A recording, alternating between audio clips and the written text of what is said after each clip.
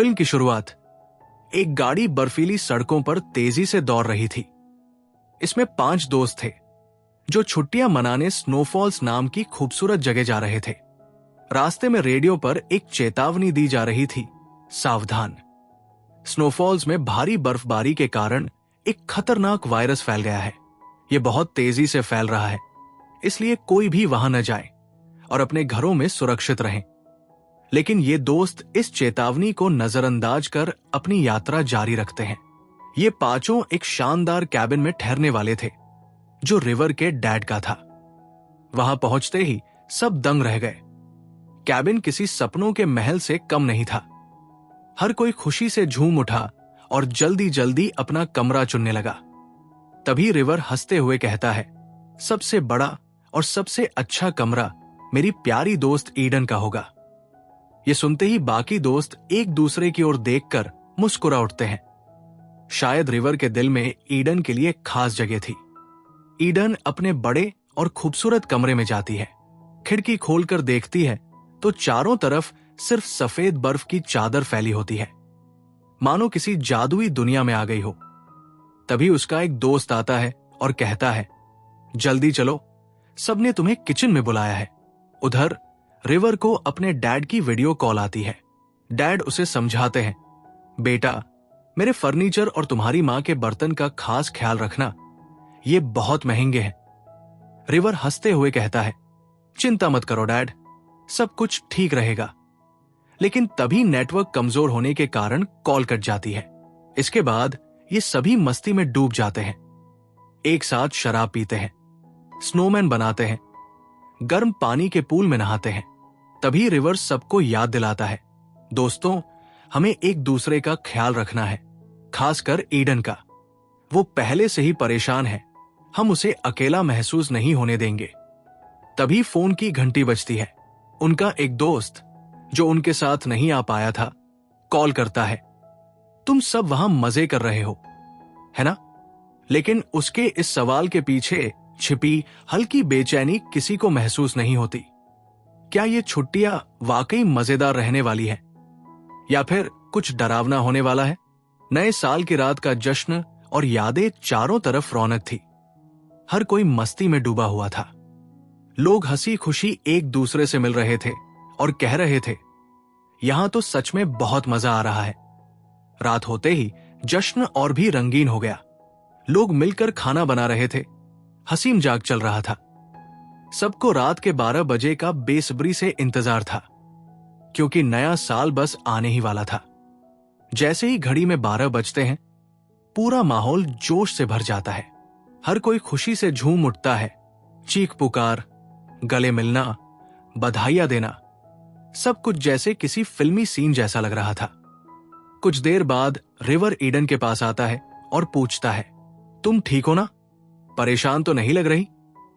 Eden हल्की मुस्कान के साथ जवाब देती है, जो मुझे छोड़कर चला गया उसकी मुझे कोई परवाह नहीं।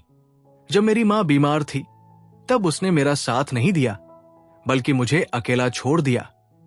रिवर यह सुनकर अंदर से खुश हो जाता है, क्योंकि अब वो ईडन को पसंद करने लगा था। तभी उनके दोस्त भागते हुए आते हैं और चिल्लाते हैं, जल्दी आओ, बाहर देखो, कितना खूबसूरत नजारा है। सभी खिड़की के पास जाते हैं और देखते हैं बर्फबारी हो रही थी। चारों तरफ सफेद चादर बिछ गई थी, जैसे कोई जादू सा बिखर गया हो। उनका एक दोस्त मस्ती में बर्फ को एक बर्तन में इकट्ठा करता है और मजाक में कहता है, इस बर्फ को अपनी शराब में डालो और देखो कितना मजा आता है। पहले तो सभी हंसने लगते हैं, लेकिन जब वो ऐसा करके देखते हैं तो सच में उन्हें बहुत मजा आता है। हर कोई हैरान था कि इतना मजेदार आइडिया उनके दिमाग में पहले क्यों नहीं आया। इसके बाद सब नींद के आगोश में चले जाते हैं, मगर रिवर चुपचाप पूरे घर की सफाई करने लगता है। उसके डैड ने सख्ती से कहा था कि घर में कोई गंदगी नहीं होनी चाहिए। दूसरी ओर ईडन अपने कमरे में अकेली बैठी रो रही थी। रिश्ता टूटने का गम अब भी उसे सताने लगा था।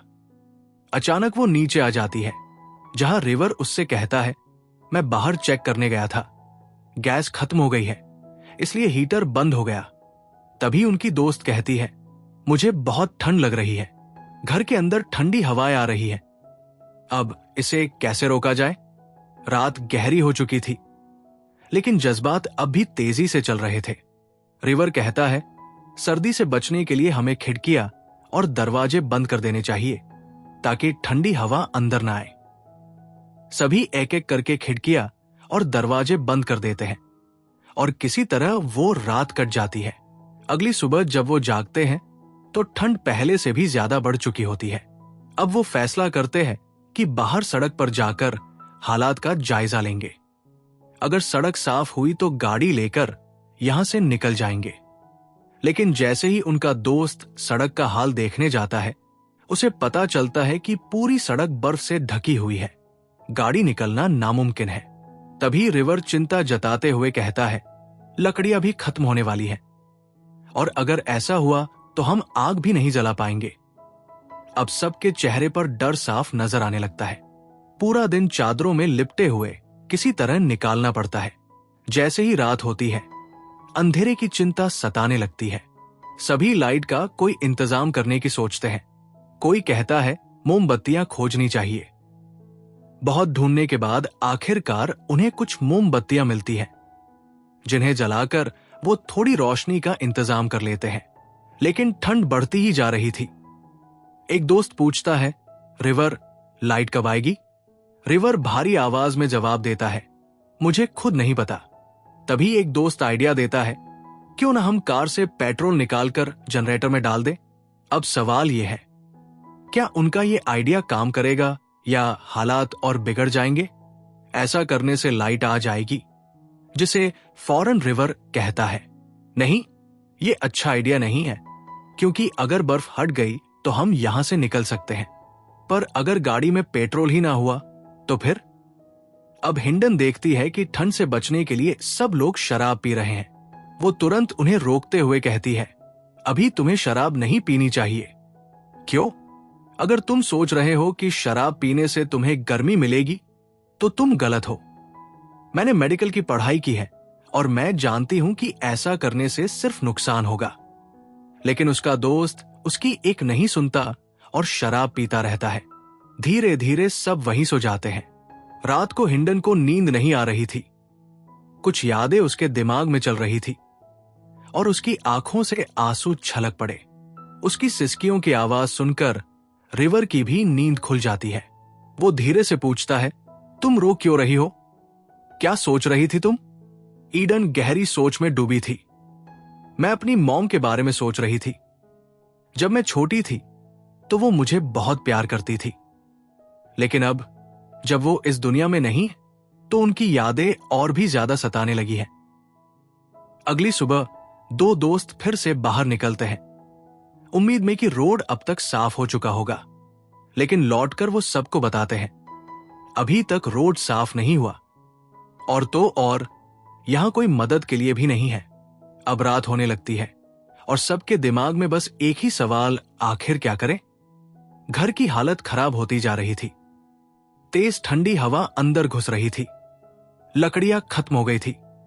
तभी ईडन कहती है, और सबसे बुरी बात, राशन भी खत्म होने वाला है।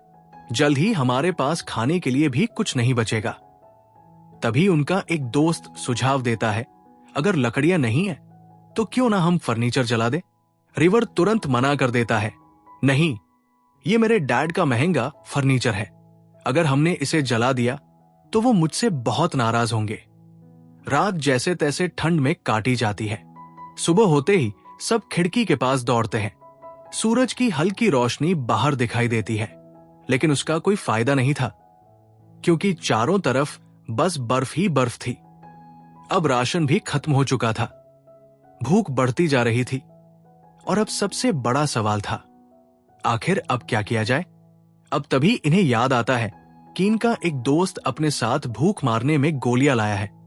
जब वो लोग उसे एक एक गोली लेकर खा लेते हैं ताकि उन्हें भूख ना लगे और खाने की जरूरत भी उन्हें ना पड़े।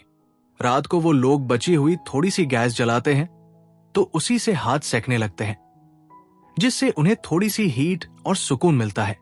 तभी उनके दोस्त के दिमाग में ख्याल आता है कि क्यों ना मैं खुद को भी जला दूं। जिससे यहां और हीट गर्मी पैदा होने लगेंगी। और यही सोचते ही वो गैस पर अपना हाथ रख देता है। ये देख ईडन काफी घबरा गई थी। फौरन गैस को बंद कर देती है। वो उसके हाथ की पट्टी करती है और पूछती है, अरे पागल, ये क्या किया? खैर छोड़ो ये सब, तुम ठीक तो हो ना? इस पर वो तुरंत जवाब देता है, हाँ मैं बिल्कुल ठीक हूं। लेकिन अब रेडियो से साफ पता चलता है कि बर्फ इतनी गिर रही है कि सभी फ्लाइट्स रोक दी गई है। लोग भी बाहर निकलने से कतरा रहे हैं, क्योंकि कड़ाके की ठंड में किसी का भी मन नहीं कर रहा घर से बाहर जाने का। ईडन ये सुनते ही बाकी सबको बताती है, यहां हम सबको भी कुछ अजीब सा महसूस हो रहा है। कहीं ऐसा तो नहीं कि हम किसी अनजानी बीमारी की चपेट में आ रहे हैं? एक ऐसी बीमारी जिसमें शरीर का तापमान गिरने लगता है, और जब ऐसा होता है तो हमारा दिमाग हमें वो सब दिखाने लगता है जो असल में हो ही नहीं रहा। अजीब अजीब चीजें हमारे दिमाग पर हावी होने लगती है। ऐसे हालात में हमें खुद को मजबूत रखना होगा। तभी रिवर बोल पड़ता है, मुझे तो लगता है कि ये सब उस बर्फ की वजह से हो रहा है जो हमने शराब के साथ खाई थी। रेडियो पर भी कुछ ऐसा ही बताया गया था, याद है?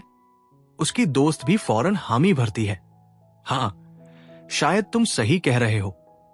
जब से मैंने वो बर्फ खाई है मुझे अजीब सा लग रहा है, जैसे कुछ मेरे पेट में फंस गया हो। कुछ देर बाद रिवर खिड़की के पास जाता है और अचानक उसकी नजर एक स्नोमैन पर पड़ती है, एक अजीबोगरीब बर्फ का आदमी। वो पहले अपनी नुकीली नाक से शीशा तोड़ता है, फिर धीरे धीरे रिवर की तरफ बढ़ता है। उसे घूरते ही रिवर के रोंगटे खड़े हो जाते हैं। वो इतनी जोर से चीख पड़ता है कि पूरा कमरा गूंज उठता है। ईडन दौड़कर उसके पास आती है, उसे संभालती है और कहती है, रिलैक्स, जो तुमने देखा वो सच नहीं था। तुम्हारा दिमाग बस तुम्हें धोखा दे रहा है। लेकिन अब बाकी दोस्त भी डरने लगे थे। वो ईडन से पूछते हैं, क्या सच में ये सब बर्फ की वजह से हो रहा है? अब असली सवाल यह है, क्या ये सिर्फ उनका भ्रम है या सच में कुछ खतरनाक होने वाला है? हाँ, हो सकता है, वो कहती है, क्योंकि ये बर्फ किसी वायरस की वजह से बेहद खतरनाक हो चुकी है। इसी के चलते हम सबको लो टेम्परेचर वाली अजीब सी बीमारी हो गई है और इसी वजह से हम हाइपोथर्मिया के शिकार रहे हैं। ये स्थिति सच में बहुत डरावनी है। अगली सुबह उनका एक दोस्त सबके पास आता है और एक दिलचस्प सुझाव देता है, क्यों ना हम सब अपनी अपनी इच्छाओं और ख्वाहिशों के बारे में बात करें। इससे हमारा ध्यान दूसरी तरफ रहेगा और ये अजीब से ख्याल हमें परेशान नहीं करेंगे। इससे हम हेलुसिनेशन से भी बच सकते हैं। उसका आइडिया सबको काफी पसंद आता है और फिर एक एक करके सब अपनी मनपसंद चीजों के बारे में बताने लगते हैं। लेकिन कुछ देर बाद जब सब बातचीत में मशगूल होते हैं तो उन्हें एहसास होता है कि उनकी एक दोस्त गायब है। घबराकर वो खिड़की से बाहर झांकते हैं और जो देखते हैं उससे उनके रोंगटे खड़े हो जाते हैं। उनकी दोस्त बिना जैकेट के ठंड में बाहर बर्फ पर खड़ी थी। जल्दी से एक लड़का दौड़कर जाता है और उसे अंदर लेकर आता है। ठंड की वजह से वो कुछ भी बोलने की हालत में नहीं थी। सब मिलकर उसे चादर में लपेटते हैं और सोफे पर लिटा देते हैं। उसकी हालत देखकर रिवर एक चौंकाने वाली बात कहता है, यही तो, ये सब कुछ बर्फ ही करवा रही है। तभी तो हम सब इसकी तरफ खिंचते जा रहे हैं, जैसे कोई हमें बुला रहा हो। थोड़ी देर बाद उनका वही दोस्त बताता है, मैंने उससे पूछा था कि तुम बाहर क्यों गई, और उसने जो जवाब दिया उसे सुनकर सबका दिल दहल गया, क्योंकि मुझे लगा कि बाहर गर्मी है क्या। सब एक दूसरे की ओर हैरानी से देखने लगे। हाँ, हमारे दिमाग को अब बहुत ज्यादा गर्मी की जरूरत महसूस हो रही है। लगातार ठंड सहते सहते हम इस हद तक परेशान हो गए हैं कि हमारा दिमाग अब हमें धोखा दे रहा है। उसे लगा कि बाहर गर्मी है और वो चली भी गई। ये सुनते ही सबके चेहरों का रंग उड़ गया। अगर ये सिलसिला ऐसे ही चलता रहा तो अगला कौन होगा? आज नहीं तो कल ये सबके साथ होने वाला था। तभी कीडन एक और चौंकाने वाली बात पूछती है, क्या तुम्हें रूस में हुए उस एक्सपेरिमेंट के बारे में पता है? कभी सोचा है अगर इंसान की नींद पूरी ना हो तो क्या हो सकता है? एक खौफनाक एक्सपेरिमेंट किया गया जिसका मकसद था नींद की अहमियत को समझना। 5 कैदियों को एक बंद कमरे में रखा गया जहां उन्हें सोने नहीं दिया गया। शुरुआत में सब ठीक था, लेकिन जैसे जैसे वक्त बीतता गया उनकी हालत बिगड़ने लगी। ऐसा लगने लगा जैसे उनके कानों में कोई फुसफुसा रहा हो। फिर हालात और खराब हो गए। वो इतनी जोर से चीखने लगे कि उनके गले से खून निकल आया। लेकिन बात यही नहीं रुकी। उन्होंने खुद अपनी ही उंगलियां काट डाली, यहां तक कि हड्डियां तक दिखने लगी। उनके दोस्त ने पूछा, तुम ये कहानी क्यों सुना रही हो? हेडन ने कहा, क्योंकि ये हमारे साथ भी हो रहा है। नींद की कमी हमें पागल बना रही है, अजीब हरकतें करवा रही है और इसका अंजाम खतरनाक हो सकता है। उनका एक दोस्त कहता है, मैं गाड़ी से पेट्रोल निकाल कर लाता हूं ताकि जनरेटर चला सके। रिवर कहता है, मैं भी साथ चलता हूं। लेकिन जब दोनों जाते हैं तो रिवर अजीब हरकत करता है। वो गाड़ी से सारा पेट्रोल निकालकर बर्फ पर गिरा देता है। दोस्त गुस्से में आ जाता है, तूने ये क्या किया? और रिवर को मारने लगता है। रिवर रोता है, मुझे खुद नहीं पता कि मैंने ऐसा क्यों किया। इसी बीच उनकी दोस्त को पेट में अजीब सा महसूस होता है। वो वॉशरूम में जाती है, कांच तोड़ती है और अपना ही पेट काट डालती है। अंदर से वो बर्फ निकालती है जो उसने खाई थी और उसे परेशान कर रही थी। जब बाकी दोस्त अंदर आते हैं तो कटा हुआ पेट देखकर दंग रह जाते हैं। जल्दी से उसे नीचे ले जाकर टांग के लगाते हैं। लेकिन तभी एक दोस्त देखता है, रिवर जमीन पर पड़ा खून जमा कर रहा है। तू ये क्या कर रहा है? दोस्त चिल्लाता है। रिवर के चेहरे पर अजीब सी बेचैनी थी। मुझे नहीं पता, सच में नहीं पता, मैं ऐसा क्यों कर रहा हूं। क्या ये नींद की कमी का असर था या कुछ और? अब जिस लड़की ने अपना पेट काटा था, उसके दोस्त उसकी हालत देखकर काफी घबरा गया था। इसीलिए वो ईडन से पूछता है कि क्या ये ठीक हो पाएगी या नहीं। ईडन जवाब देती है, हां, ये ठीक हो सकती है, लेकिन इसे तुरंत हॉस्पिटल ले जाना होगा। अगर ये यहां इसी हालत में पड़ी रही तो इसकी तबीयत और बिगड़ जाएगी। फिर वो उससे घबराकर पूछता है, रिवर का क्या हाल है? ईडन गंभीर आवाज में कहती है, रिवर खुद को खत्म करना चाहता है। उसे इतना बुरा भ्रम हो रहा है कि उसे खुद समझ नहीं आ रहा कि वो क्या कर रहा है। तभी जख्मी लड़की का दोस्त पास रखा फर्नीचर तोड़ने लगता है ताकि लकड़ियां इकट्ठा कर आग जला सके और अपने दोस्त की जान बचा सके। रिवर उसे रोकने की कोशिश करता है, रुक जाओ, ये मत करो। लेकिन वो नहीं रुकता। गुस्से में रिवर उसे जोर से धक्का देता है और वो सीधा एक भारी लकड़ी से टकरा जाता है। सिर पर इतनी गहरी चोट लगती है कि वही उसकी मौत हो जाती है। ये देखकर रिवर सन्न रह जाता है। उसकी आंखों में डर और पछतावा उतर आता है। मैंने क्या कर दिया? मैंने अपने ही दोस्त को मार दिया। तभी ईडन भी भ्रमित होने लगती है। उसे लगता है कि जो दोस्त उनके साथ नहीं आया था उसे कॉल कर रही है और कह रही है, मुझे भी बर्फ वाले वायरस ने पकड़ लिया है। उधर उनका एक दोस्त कमरे में बैठा था। तभी अलमारी से एक डरावना हाथ निकलता है और उसे पीछे से पकड़ लेता है। वो बुरी तरह डर जाता है और घबराकर चिल्लाता है। लेकिन जब बाकी लोग अलमारी चेक करते हैं तो वहां कुछ भी नहीं होता। अब ईडन कहती है, हमें मदद मंगानी होगी। उनका दोस्त उठता है और कहता है, मैं बाहर जाकर मदद बुलाता हूं ताकि कोई हमारी जान बचा सके। इसके बाद वो चला जाता है, लेकिन लौटकर नहीं आता। रात होते ही वो लड़की जिसका दोस्त मर चुका था गाड़ी की चाबी उठाती है और गाड़ी की ओर बढ़ती है। गाड़ी में बैठकर हीटर ऑन कर लेती है। उसे थोड़ा सुकून महसूस होता है। फिर वो बगल की सीट देखती है जहां उसका मरा हुआ दोस्त बैठा है। वो हल्की मुस्कान के साथ कहती है, सच में यहां बहुत सुकून है। अगले ही पल उसकी भी मौत हो जाती है। लेकिन हकीकत यह थी कि गाड़ी में पेट्रोल ही नहीं था। गाड़ी तो चली ही नहीं थी। हीटर भी सिर्फ उसका भ्रम था। ईडन और रिवर जब बाहर आते हैं तो गाड़ी में अपनी दोस्त की लाश देखकर चौंक जाते हैं। अब वो अपने उस दोस्त का इंतजार करने लगते हैं जो मदद लेने गया था। पर काफी देर तक भी वो नहीं लौटता। आखिरकार वो उसे ढूंढने के लिए बाहर निकलते हैं। थोड़ा आगे बढ़ते ही उन्हें अपने उस दोस्त की लाश मिल जाती है। उसने अपनी शर्ट उतारी हुई थी और इसी वजह से कड़ाके की ठंड ने उसकी जान ले ली। ये देखकर रिवर सदमे में पड़ जाता है। वो कांपती आवाज में ईडन से पूछता है, आखिर उसने ये सब क्यों किया? क्या ये सब सिर्फ एक वायरस था या कुछ और? अब सवाल ये था कि अगला कौन? अपनी शर्ट क्यों उतारी? जब ईडन ने यह सवाल किया तो जवाब ने उसे हिला कर रख दिया। दरअसल वो भी हेलोसिनेशन का शिकार हो चुका था। उसे इतनी ठंड में गर्मी महसूस होने लगी और उसने अपनी शर्ट उतार दी। नतीजा, उसकी भी वही मौत हो गई। अब घर में सिर्फ ईडन और रिवर ही बचे थे।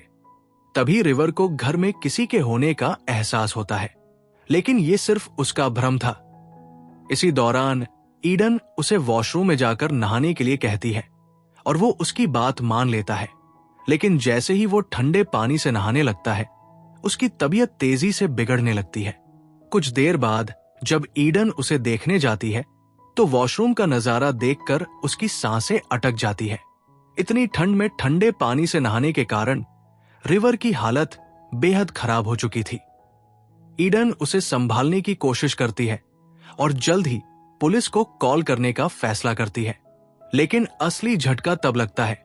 पुलिस के आते ही एक अफसर पूछता है, यहां और कौन जिंदा है? ईडन खुशी खुशी जवाब देती है, मैं और मेरा दोस्त रिवर।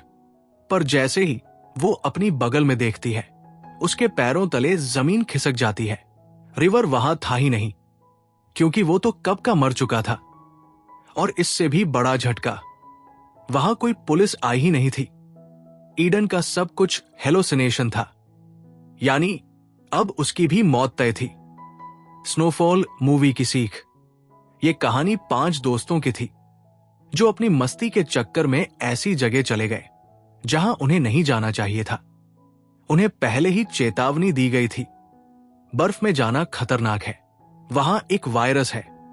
लेकिन उन्होंने इसे नजरअंदाज किया और नतीजा, मौत। इसलिए हमेशा ध्यान रखें, जो चीजें हमें खतरे की ओर ले जा सकती हैं, उनसे दूर रहना ही सही होता है। एंजॉयमेंट जरूरी है, लेकिन जिंदगी उससे भी ज्यादा कीमती है। अगर आपको यह कहानी पसंद आई तो लाइक करें और शेयर करना न भूलें। कभी कभी हमारी सबसे बड़ी गलती ही हमारी आखिरी गलती बन जाती है। Hope you like this message. Thanks for watching.